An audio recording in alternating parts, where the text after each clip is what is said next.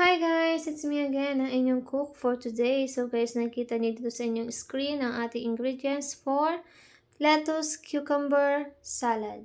So yan guys, ang ating lang gagawin ay ating paghahalu-haluin ang ating ingredients. So first nating ilalagay sa ating malaking lagayan ay ang ating lettuce. Ayan guys, ilagay lang natin siya dyan. Pagsama-samahin lang natin siya sa isang lagayan.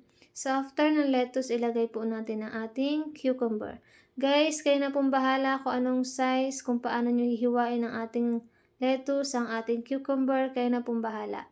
Sa akin po ang ginawa ko po is pa-slant and maliliit lang po yung gayat ng aking cucumber. So next po natin ilagay after ng cucumber ay ang ating tomato. Ayan guys, paghalu-haluin lang natin siya dyan. Ayan, tulad ng aking ginagawa. Sundan nyo lang guys ang ginagawa ko. Ayan guys, lagay natin ang tomato. After ng tomato, ilagay po natin na ang ating onions. So, yan guys, ang onions ko po ay kaunti lang. Kaunti lang aking nilagay. Kasi hindi po ako mahilig sa onion. And then, after ng onion, ilagay po natin ang ating whole corn. Ayan. Yan po guys, ating mais ay, yan po yung binili ko na nakalagay sa lata. So, mas makakatipid po kasi kapag yung nasa lata ang ating binili. So, after nyan guys, ilagay natin ang ating tuna. Ayan. Make sure guys, yung tuna natin is tanggalin nyo muna yung pinaka-sabaw niya.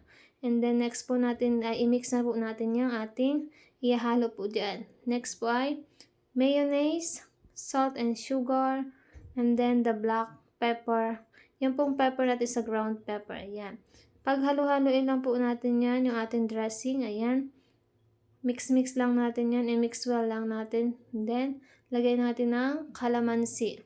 Sa akin guys, ang nilagay ko lang na calamansi ay isa lang kasi hindi po ako mahilig sa maasim. Ayan, mix-mix lang natin hanggang siya ay maghalo-halo at makuha natin yung gusto natin na consistency ng ating dressing. So guys, halo lang ng halo. Haloin lang siya natin ng haloin. Napadami guys nilagay kong pepper kasi nga mahilig ako sa pepper. So medyo madami nilagay kaya naging ganyan yung color niya. Hindi na siya yung color white na dressing.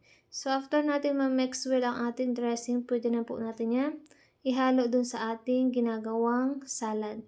So, ayan, mix well lang, mix well, and then, ayan na. Ihalo na natin siya dun sa ating ginagawang salad. So, ayan guys, edin lang natin kasi sayang naman. Ayan, sama na natin yung lahat. Wala tayong sasayangin kahit isang patak. Ay, joke lang guys. So, ayan guys, ayan. Ayan, said na said. Perfect. So, and after nyan guys, haluin lang natin siya. Haluin lang natin ng haluin hanggang sa makita natin na lahat ng part ng gulay o lahat ng ating ingredients ay magkahalo-halo na. Ayan, mix well lang natin guys. Haluin lang natin. Ayan. So makikita nyo guys, ang ganda ng color nyo, diba? Napaka-colorful ng ating salad. Gustong gusto ko dyan guys ang ating corn. I love corn. Ayan. Ako guys, hindi ako kumakain ng pipino but dito sa salad na ito, kinakain ko na siya. Hindi mo siya malalasahan na pipino. Ang sarap lang guys. So, you must try it guys. Try niyo itong ating lettuce cucumber salad. Hindi kayo magsisisi. Saka guys, yung ingredients na ginamit natin is hindi naman siya gaano kamahal. Affordable lang natin siyang mabibili. So yan guys, yan na yung finished product ng ating lettuce cucumber salad.